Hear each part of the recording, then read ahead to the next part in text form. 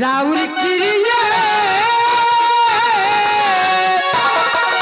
कहतनी मैं ए राजा कहियो माहुर खाके मार जानी पियल ना छोड़ जानी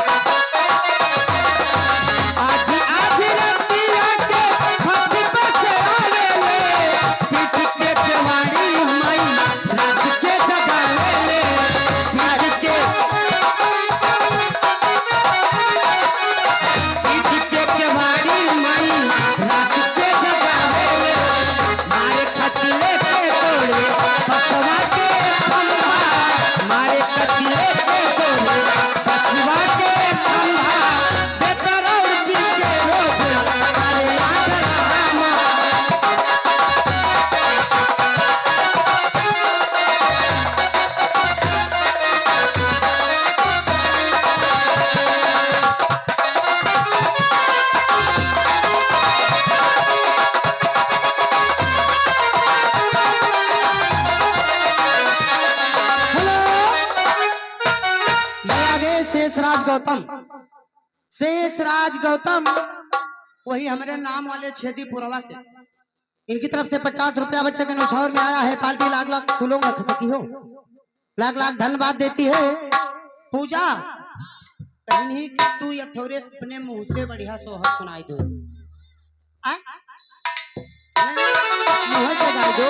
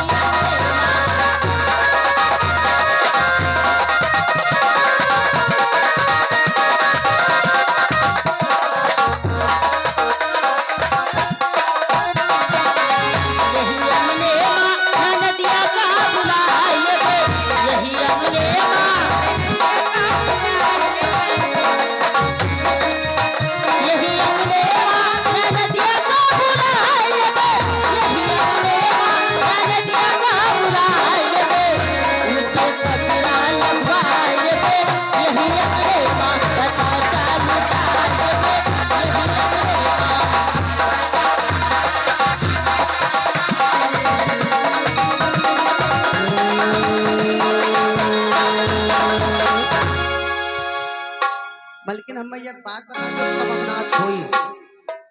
एक बात जब क्या होते हो बादल गरजत है कि आदम खोर आवा है मलकिन एक चीज ही बताओ सुनाओ ये यहाँ रही हो भागा ना करो भागियो तो चाहे तब ये बताओ कि मनई मान लो कर धन पहिरत है जैसे मनई कर धन पहिरत है काहे करते कि कहूँ लात लागे तो सुहाई ना ठीक सुनो अब पूजा कर धन काहे कतिर पहिरे ही कर धन नहीं जाने जैसे इनका ही कहा सुहाई जाए है तो लेकिन सुहाई तो कत्ता हो जाए हाँ? अत्ता बतावत ही अत्ता हाड़ा नहीं लगा हमें लगता है इनका पोता बाढ़ गया